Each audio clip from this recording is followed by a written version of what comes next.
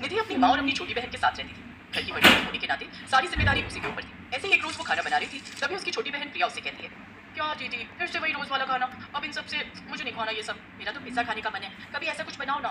Pizza का मन तो मेरा भी है, मैंने भी बस फोन देखा है इसके बारे में। अच्छा चल पहले तू खाना खा ले, फिर दोनों पिज्जा खाने चलेंगे। क्या दीदी कुछ भी, अपने गांव में उस कल्लू हलवाई के समोसे के अलावा और कुछ खाने को नहीं मिलता, पिज्जा तो बहुत दूर की बात है। तो जब यहाँ मिलता ही नहीं तो क्यों जिद कर रही है, दूसरे गाँव में तो मिलता है ना, चलो वहीं जाकर लेकर आते हैं। अच्छा चल पहले तू ये खाना खा ले, तब तक मैं बाकी का सारा काम निपटा लेती हूँ, फिर हम पिज्जा खाने चलेंगे।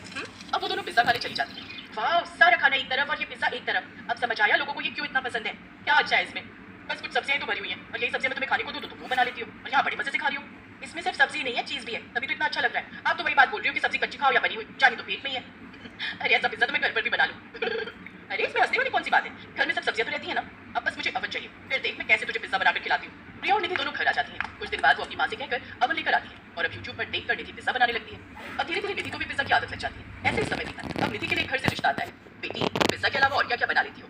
बना तो मैं सब लेती हूँ, लेकिन मुझे पिज्जा बनाना और खाना बहुत पसंद है। अच्छा अच्छा, वैसे लड़की तो हमें पसंद आ गई, ये रिश्ता हमें मंजूर है। तब की रजामंदी से निधि और उदित की शादी तय हो जाती है और कुछ दिनों में निधि अपने ससुराल आ जाती है। शादी के बाद वो अपनी पहली रसोई में सबके लिए पिज्जा बनाती है। ये क्या है बहू, ये तुमने क्या बनाया है। माँ जी पिज्जा, आपको पता है ना मुझे पिज्जा कितना पसंद है, और आप सबको भी तो अपनी बहू का टैलेंट पता होना चाहिए ना। अब खाइए। तभी अपनी बहू का बनाया हुआ पिज्जा खाते हैं और उन्हें उसके हाथ का बना पिज्जा बड़ा पसंद आता है। ऐसे कुछ दिन बीत जाते हैं। अब निधि हर रोज ही नाश्ते में अपने ससुराल वालों को अलग अलग तरह का पिज्जा बनाकर खिलाती। अब रोज रोज पिज्जा देखकर उसकी सास को निधि पर गुस्सा आने लगता है। फिर एक दिन रसोई में, अरे बहू आज तो कहीं फिर से मैदे की रोटी तो नहीं बना रही। माँ जी मैंने आज चीज पिज्जा बनाया है। ओफो, ये तो हमें बीमार करके रहेगी। बहू मुझे नहीं खाना है पिज्जा, मेरे लिए तो तू सादा खाना ही बना दे। हाँ तो कोई बात नहीं, मैं आपके लिए दाल चावल बना देती हूँ। सिर्फ मेरे लिए नहीं बल्कि सबके लिए, अब सबके लिए तू दाल चावल ही बना दे। ठीक है, फिर मैं आप सबके लिए बना देती हूँ और मैं खुद वो पिज्जा ही खा लेती हूँ। अब निधि सबके लिए तो खाना बनाती, लेकिन अपने लिए हर वक्त वो अलग अलग तरह के पिज्जा बनाकर खाती। उसे कोई कितना भी समझा ले, लेकिन वो किसी की नहीं सुनती। ऐसे ही समय बीता। एक रोज निधि का पति और सास दिल्ली किसी फंक्शन के लिए गए। अब निधि घर में अकेली रही और अब तो वो सुबह से शाम तक बस या तो पिज्जा बनाकर खाती या बाहर से मंगवा लेती। कुछ दिन बाद जब गायत्री और उदित घर वापस आते हैं तो पिज्जा के डिब्बे देखकर हक्के बक्के रह जाते हैं। उसकी सास गुस्से से तिलमिलाते हुए कहती है, ये सब क्या है बहू, तुझे जरा भी शर्म नहीं आई क्या। जी तो चाह रहे इस पिज्जा देवी की आरती उतारो, पता नहीं क्या करके मानी की है। माँ जी मेरे पिज्जा को लेकर आप कुछ नहीं खाओगे। अरे कमबख्त, इतने पैसे इस पिज्जा को खाने में और बनाने में फूके हैं, इतने में तो महीने भर का राशन आ जाता। अब समझ आ रहा है बेचारा मेरा बेटा क्यों दिन पर दिन गंजा होता जा रहा है। माँ जी पिज्जा को लेकर मेरी जो दीवानगी है वो मैं आपको पहले ही बता चुकी थी, और अब आप मुझे खाने से नहीं रोक सकती। अच्छा ठीक है, फिर जो तेरे मन में आए तू कर, मैं तुझे नहीं रोकूंगी, यही आपके लिए बेहतर रहेगा। और मेरे खर्चों को गिनाने से पहले अपने खर्चों को देखा कीजिए, जो पूजा पाठ में कितने पैसे खर्च कर देती है। अब उदित से सहा नहीं जाता और वो से जोरदार थप्पड़ मारता है।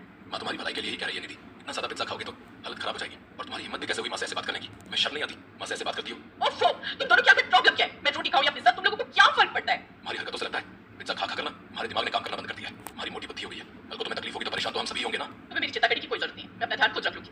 ऐसे ही कुछ दिन बीत जाते हैं और निधि अभी भी पिज्जा बनाने और खाने की आदत को बरकरार रखती है। फिर एक रोज अचानक से उसकी हालत खराब हो जाती है और वो पेट पकड़कर रोने लगती है। उदित और गायत्री उसे अपने साथ अस्पताल ले जाते हैं, जहाँ डॉक्टर उसका चेकअप करके कहते हैं, देखिए जरूरत से ज्यादा मैदा खाने की वजह से इनकी ये हालत हो गई है। वो मैदा इनके पेट में जम गया है और इनकी हालत काफी खराब हो गई है। इनके शरीर में काफी ब्लॉकेज भी हो गई है, इसलिए इनका ऑपरेशन करना पड़ेगा।